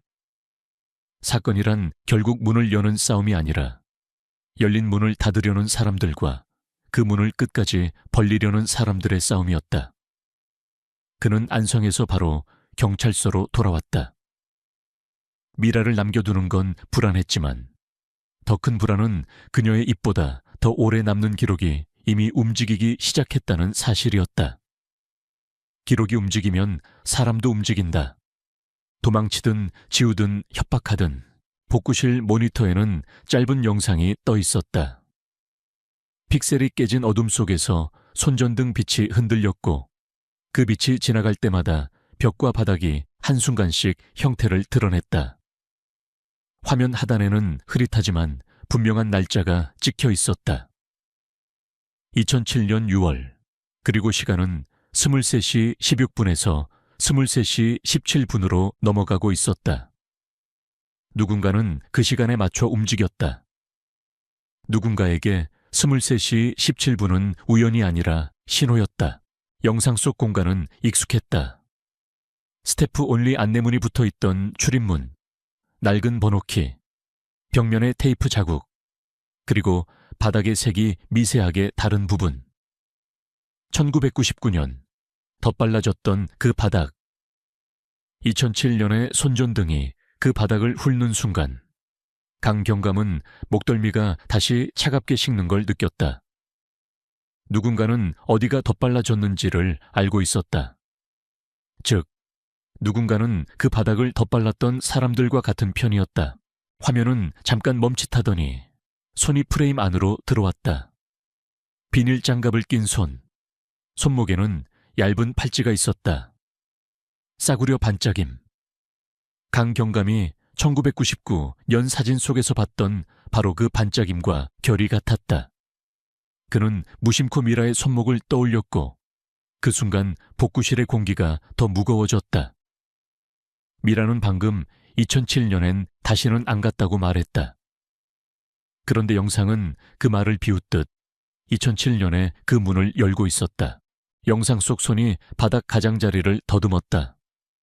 마치 어디를 눌러야 하는지 외운 사람처럼 망설임이 없었다. 손전등 빛이 한 점에 고정되더니 콘크리트 표면을 두드리는 소리가 들렸다. 딱, 딱, 2번. 그리고 아주 짧게 누군가의 목소리가 들어왔다. 빨리. 한국어였다. 영어 별명 마이크를 떠올리게 만드는 목소리의 억양이 아니었다. 더 위험한 쪽이었다. 한국어를 아주 자연스럽게 쓰는 이 골목에서 오래 살아온 사람의 한국어. 잠깐 뒤 화면 한쪽에 다른 사람이 스쳤다. 얼굴은 보이지 않았다. 다만 어깨선과 걸음걸이가 눈에 익었다. 강경감은 숨을 들이켰다. 사건을 오래 붙들고 있던 형사들은 얼굴보다도 걸음걸이를 기억한다. 걸음걸이는 거짓말을 덜 하기 때문이다. 화면 속 남자는 모자를 눌렀었고 작은 가방을 들고 있었으며 왼손으로는 계속 바지 주머니를 만지작거렸다. 불안한 습관. 그 습관은 숫자만 본다던 사람, 회계 쪽 인물의 습관과 닮아 있었다.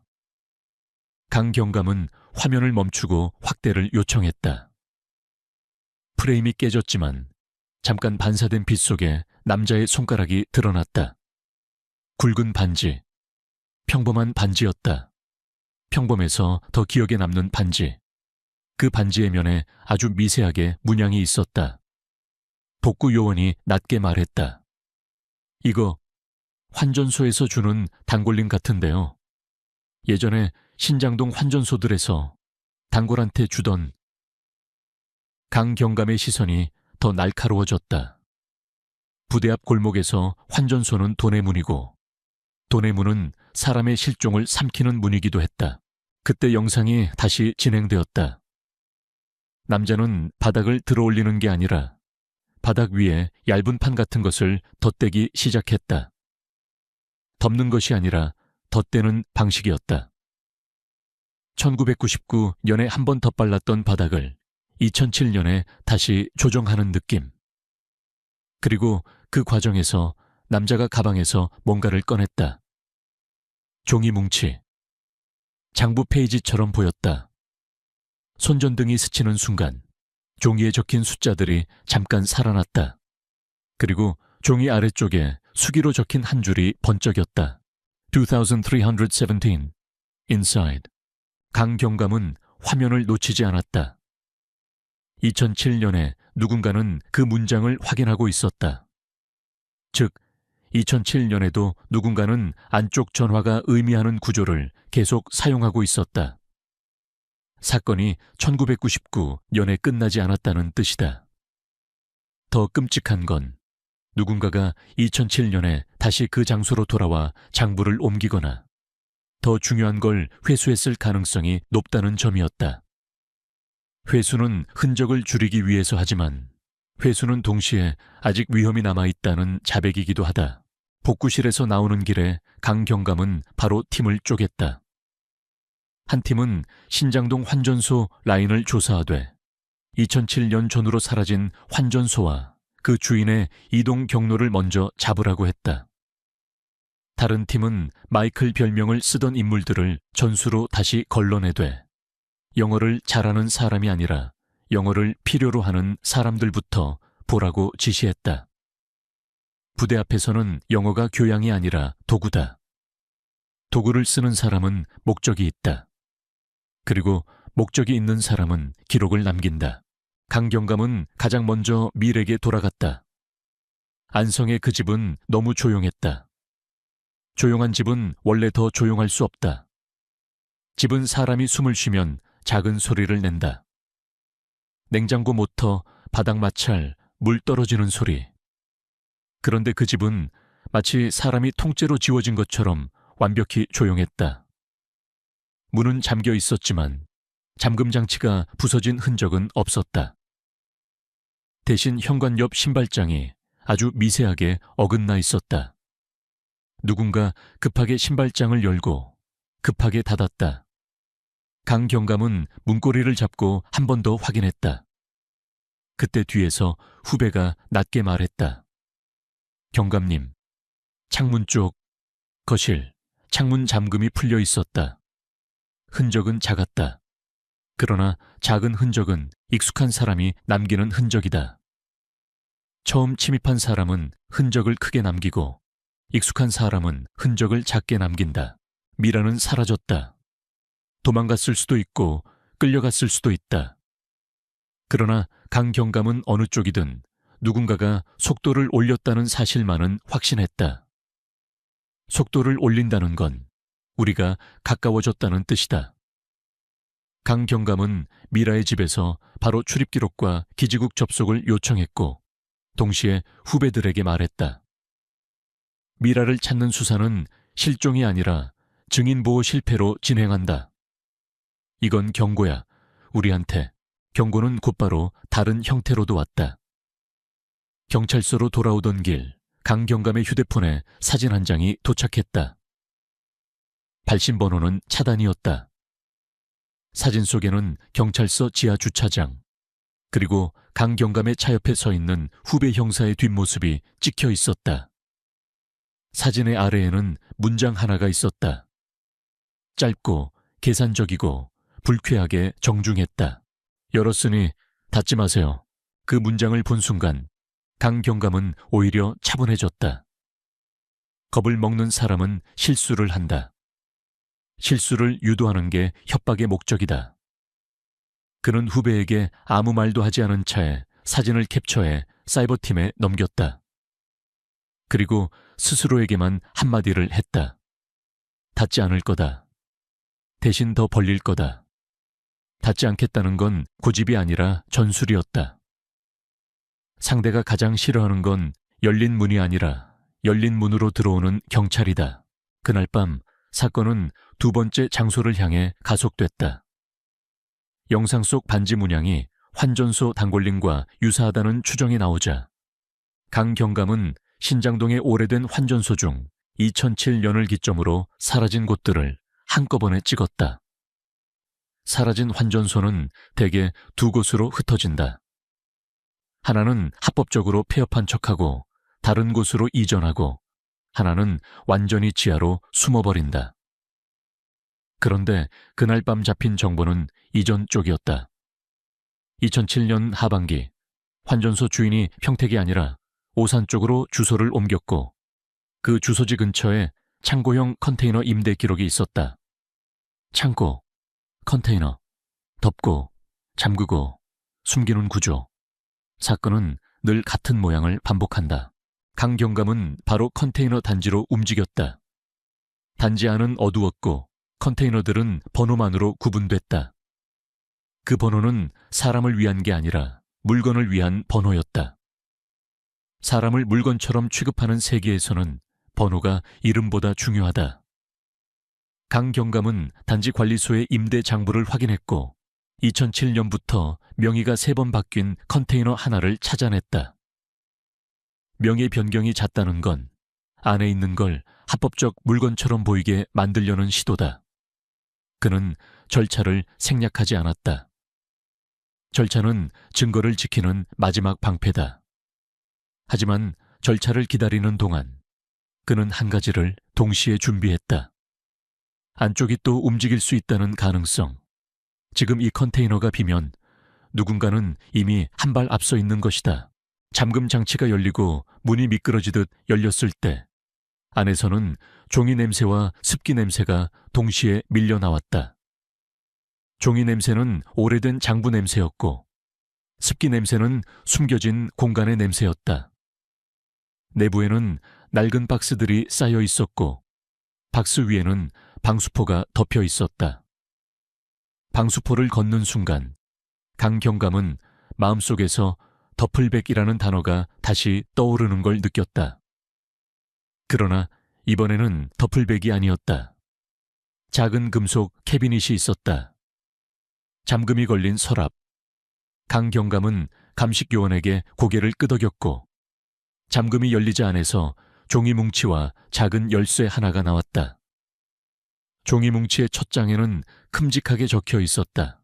C-2317 그리고 그 아래에 낡은 펜으로 눌러 쓴 문장이 있었다. 글씨는 급했고 글씨의 끝이 떨렸다.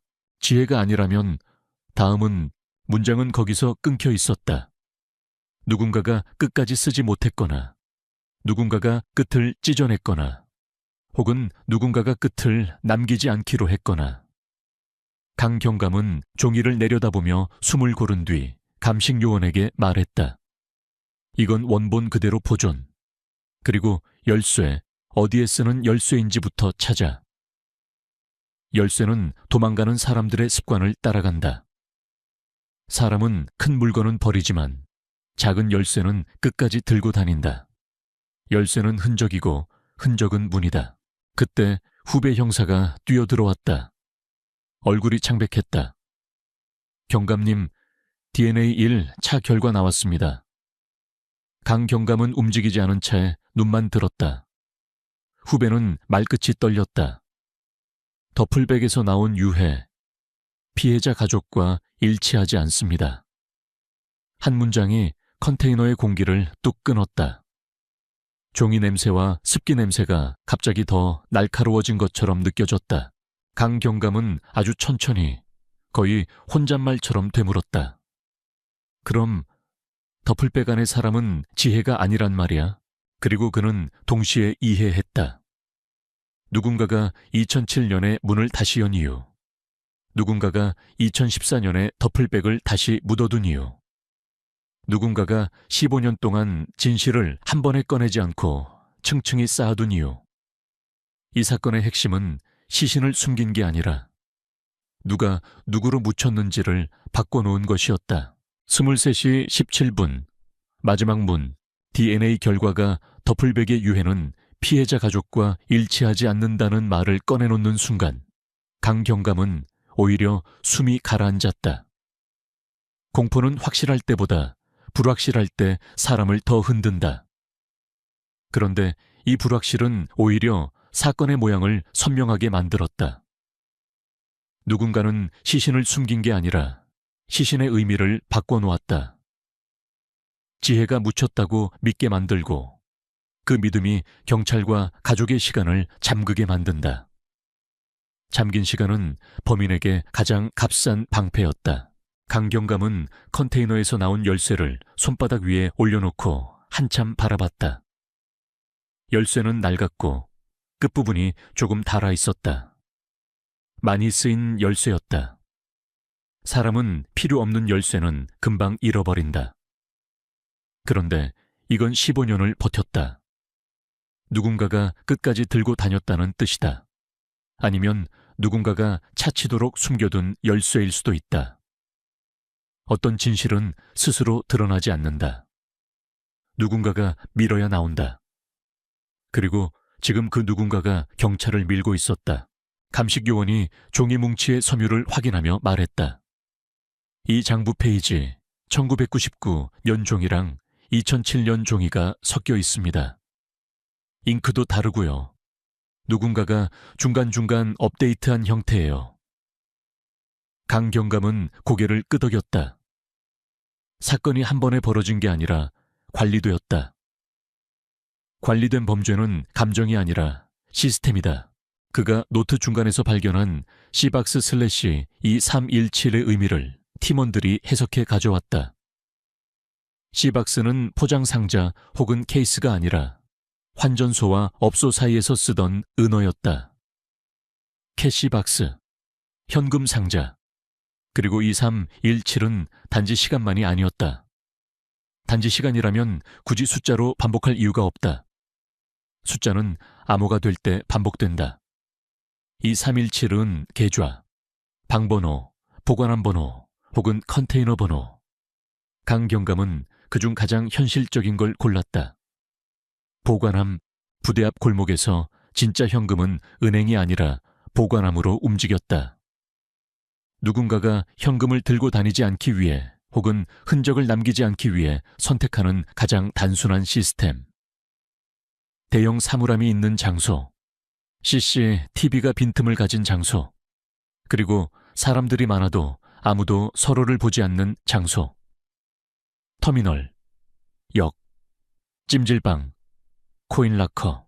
그날 새벽 강경감은 2317을 붙잡고 평택과 오산 사이의 동선을 다시 그렸다. 1999년 신장동, 2007년 영상, 2014년 더플백 발견.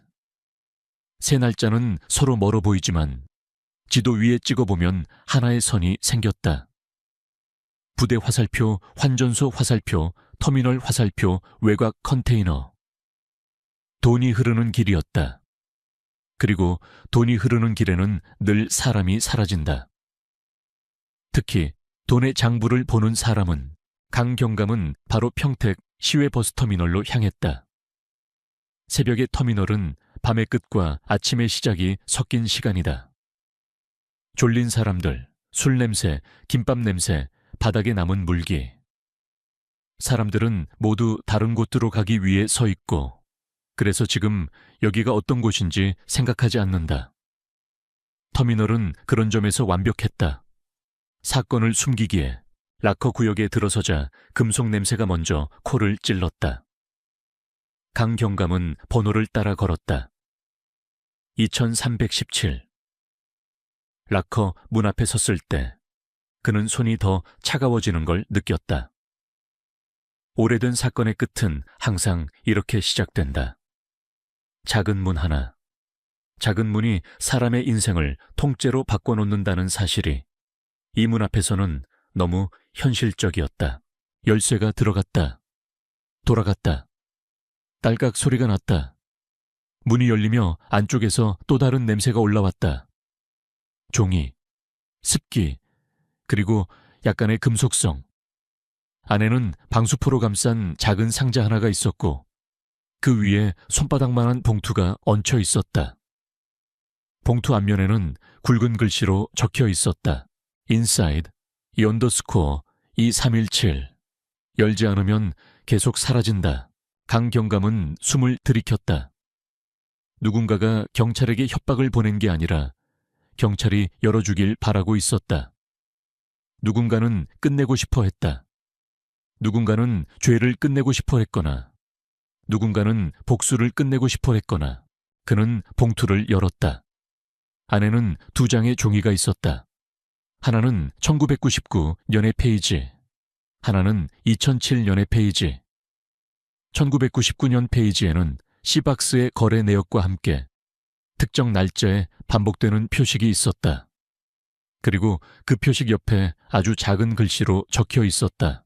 M. 이동, J. 복원, S. 종리. 이니셜이었다. 문미라, J는 지혜, S는 사장 혹은 사장 측 인물. 지혜는 단순한 피해자가 아니었다.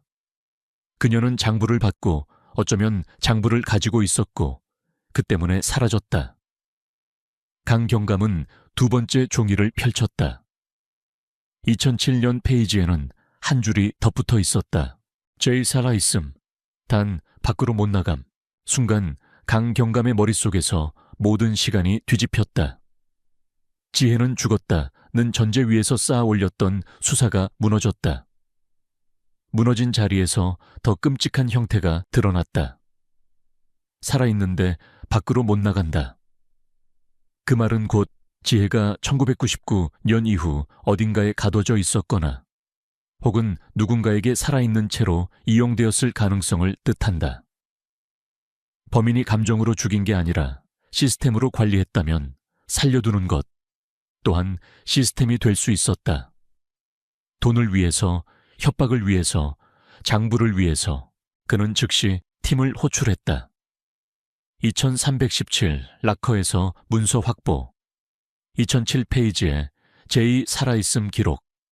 지금부터 은폐 살인이 아니라 장기 감금 및 인신 가능성으로 수사 프레임 전환. 그리고 강경감은 목소리를 낮췄다. 더플백 유해가 지혜가 아니라면 그 유해는 누구인지부터 확인한다. 누군가가 지혜의 자리를 대신해 묻혔다. 락커 안의 상자는 또 하나가 들어있었다. 얇은 금속판, 번호키를 위한 마스터 코드처럼 보이는 숫자열, 그리고 지도 한 장. 지도에는 평택 외곽, 오래된 공장지대, 그리고 폐쇄된 지하 저장고 표식이 붉게 찍혀 있었다. 지도 모서리에는 짧은 문장 하나, 문은 거기 있다. 2317에서 시작해서 2317에서 끝내라. 강경감은 바로 그 지점으로 향했다. 수색영장, 지원인력, 감식팀. 절차는 빠르게 밟혔다. 누군가의 생명이 걸린 가능성 앞에서 절차는 느림이 아니라 정확함이 되어야 했다. 새벽이 밝아올 무렵 경찰차 행렬이 공장지대로 들어섰다. 버려진 창고들은 유리창이 깨져 있었고 바람이 철판 사이로 울었다. 이런 곳은 도시의 외곽이 아니라 도시의 뒤였다. 뒤는 늘 진실을 숨긴다. 지하 저장고의 문은 생각보다 튼튼했다. 누군가가 이 문을 열리게 만들지 않으려고 애쓴 흔적이었다. 강경감은 손전등으로 번호키를 비췄다. 락커에서 나온 숫자열을 하나씩 입력했다. 숫자 하나를 누를 때마다 그는 자신이 1999년의 공기 속으로 다시 들어가는 기분이 들었다. 마지막 숫자를 눌렀을 때 삑 하는 소리와 함께 잠금이 풀렸다. 문이 열리며 차가운 공기가 쏟아져 나왔다. 안에는 철제 선반과 비닐 포대, 그리고 바닥에 남은 끌린 흔적들이 있었다. 누군가가 사람을 끌었다. 혹은 무거운 무언가를 끌었다. 감식교원이 입을 막고 말했다. 여기 오래된 책 흔적입니다. 그리고 담배. 바닥 구석에는 오래된 담배꽁초들이 흩어져 있었다. 강 경감은 그 담배꽁초를 보는 순간 본능적으로 과거의 모든 장면들이 연결되는 걸 느꼈다. 담배는 흔적이다. 흔적은 습관이다. 습관은 결국 사람이다. 지하 깊숙한 곳에서 작은 방이 나왔다.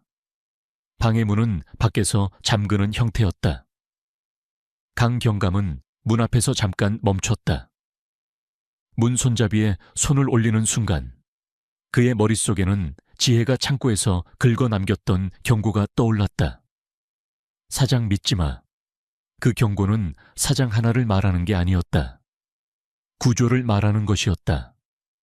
누구든 안쪽을 가진 자는 믿지 말라는 문이 열렸을 때 강경감은 숨을 멈췄다.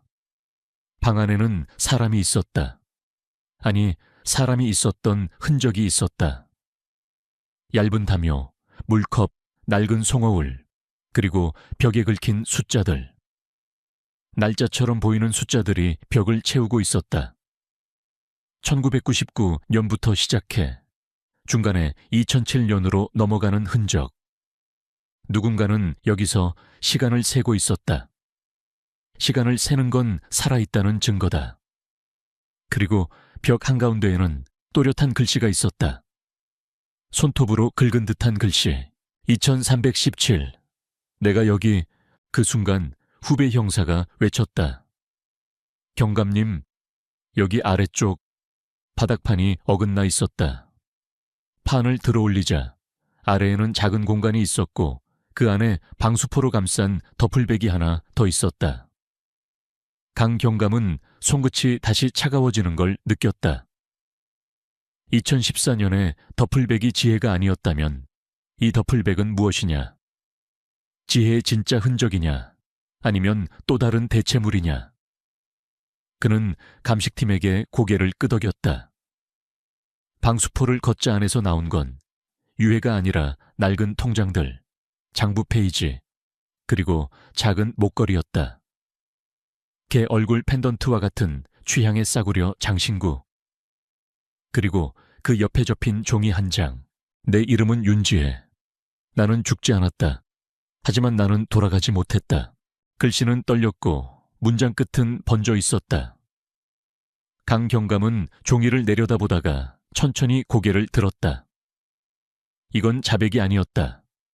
이건 기록이었다. 누군가가 자신이 사라진 이유를 남긴 기록.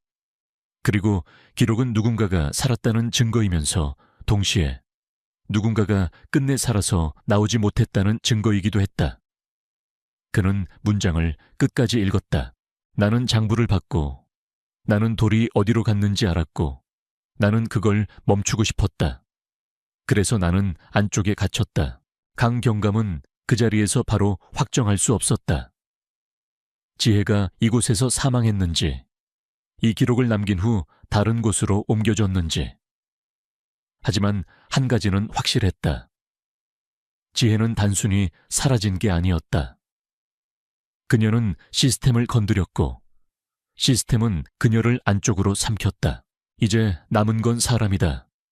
사장과 마이클, 그리고 환전소 라인. 팀에서 들어온 보고가 마지막 퍼즐을 채웠다. 사장 한 씨는 이미 국내를 빠져나가려 했다. 그리고 그 옆에는 늘 같은 회계 인물이 붙어 있었다. 돈은 늘 계산하는 사람을 필요로 한다.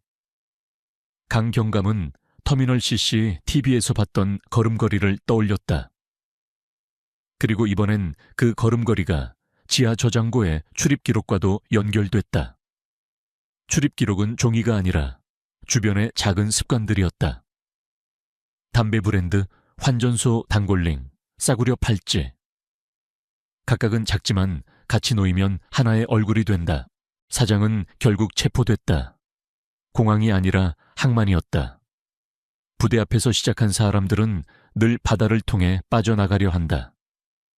바다는 흔적을 덜 남긴다고 믿기 때문이다. 그러나 이번에는 경찰이 흔적을 먼저 잡았다. 사장은 마지막까지 말끔한 셔츠 소매를 만지며 말했다. 형사님, 저는 장사꾼입니다. 사람을 해칠 이유가 없어요. 강 경감은 처음과 같은 대답을 하지 않았다. 그는 조용히, 그러나 더 정확하게 말했다. 사람을 해친 게 아니라 사람을 관리했죠. 장부처럼. 사장은 웃으려 했지만 이번에는 웃음이 끝까지 가지 못했다. 그의 눈동자가 아주 미세하게 흔들렸다. 관리라는 단어가 정확했기 때문이다. 관리라는 단어는 감정의 범죄가 아니라 구조의 범죄를 찌른다. 구조의 범죄는 변명이 없다. 시스템은 언제나 누군가의 손을 필요로 한다. 그 손이 바로 너였다는 걸 증거가 말하고 있었다. 사건은 재판으로 넘어갔고 신장동의 골목은 다시 일상을 회복하는 척했다. 사람들은 김밥을 사 먹고 버스는 사람들을 토해내고 비는 젖은 아스팔트를 검게 반지르게 만들었다. 도시의 리듬은 늘 무심하게 이어진다. 하지만 강 경감의 머릿속에서는 23시 17분이 더 이상 시간이 아니었다.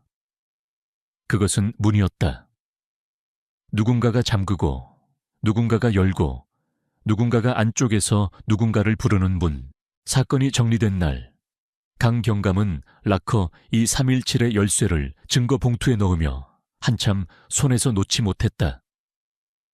열쇠는 작았지만 사람 하나의 인생을 15년 동안 잠갔다. 그는 봉투를 봉인하며 마음속으로 한 문장을 되뇌었다. 열었으니 닫지 마세요. 누군가의 협박이었지만 결국 이 사건을 끝내게 만든 문장이기도 했다. 그리고 마지막으로 지하기록 보관실에서 사건 파일을 정리하던 순간 강 경감은 다른 얇은 파일 하나가 삐져나와 있는 걸 봤다. 표지에는 짧게 적혀 있었다. 평택 신장동 2001 미군 부대 환전소 민원. 그 아래 연필로 눌러 쓴 숫자 하나 2317.